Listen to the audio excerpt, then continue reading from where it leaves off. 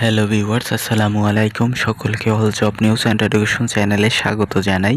চলে আসলাম নতুন একটি ভিডিও নিয়ে। ভিডিও শুরুর প্রথমে বলে রাখি, যারা আমার চ্যানেলে নতুন দয়া করে আমার চ্যানেলটি সাবস্ক্রাইব করে দিতে ভুলবেন না। যারা ইতিমধ্যে দিয়েছেন তাদেরকে জানাই অসংখ্য ধন্যবাদ। আবারও কিন্তু প্রাথমিকের শিক্ষক নিয়োগ পরীক্ষা আসতেছে। আপনারা ইতিমধ্যে জেনেছেন যে গতকালকে কিন্তু শিক্ষামন্ত্রী একটি আলোচনা সভায় এটি নিশ্চিত করেছেন যে ৩২,০০০ শিক্ষক নিয়োগ দেওয়া হবে। তো আজকের ভিডিওতে বিস্তারিত আলোচনা করা হবে। চলুন ভিডিওটি শুরু করা যাক। দেখেন, এখানে বলা হয়েছে শিক্ষা এবং প্রাথমিক ও গণশিক্ষামন্ত্রী ডক্টর আনম এহসানুল হক মিলন বলেছেন, ৩২,০০০ প্রাথমিক শিক্ষকদের মামলার কারণে পদোন্নতি দিতে পারছি না।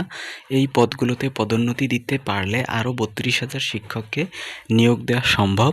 তো কবে এই নিয়োগটি আসছে সেটি নিশ্চিত না বললেও কিন্তু এখন কিন্তু দেখেন ৩২,০০০ শিক্ষক কিন্তু নিয়োগের ব্যাপারে যেহেতু বলেছেন, সেহেতু কিন্তু বলা যায় যে খুব শীঘ্রই কিন্তু আবার একটি নিয়োগ পরীক্ষা আসতেছে। তো আপনারা সকলেই প্রস্তুতি গ্রহণ করেন। এটি বলেছেন হচ্ছে সোমবার। এসএসসি ও সমমান পরীক্ষা উপলক্ষে ময়মনসিংহ বোর্ড এবং ময়মনসিংহ অঞ্চলের মাদ্রাসা ও কারিগরি শিক্ষা বোর্ডের কেন্দ্র সচিবদের সঙ্গে মত বিনিময় সভায় প্রধান অতিথির বক্তব্যে তিনি এসব কথা বলেছেন।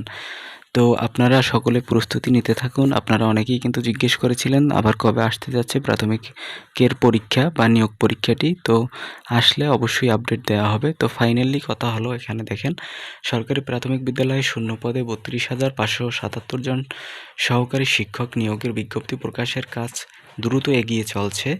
মামলাজনিত কারণে পদোন্নতি আটকে থাকায় এই সমস্যার সমাধানের সাথে সাথেই নতুন করে এই বিশাল সংখ্যক শিক্ষক নিয়োগের প্রক্রিয়া সম্পন্ন করা হবে বলে জানিয়েছেন। এখন দেখেন, এখানে কিন্তু আপনারা জানেন ইতিমধ্যে যে প্রাথমিকের প্রধান শিক্ষকের পরীক্ষাটি কিন্তু এখনও অনুষ্ঠিত হয়নি। তো আশা করা যায় যে এই পরীক্ষাটি অনুষ্ঠিত হবার সাথে সাথেই কিন্তু এই নিয়োগটি আসার সম্ভাবনা রয়েছে বা এর আগেও আসতে পারে। তো এই ছিল আজকের ভিডিও। দেখা হবে পরবর্তী কোনো ভিডিওতে। সঙ্গে থাকুন আমার চ্যানেলে। ধন্যবাদ সকলকে।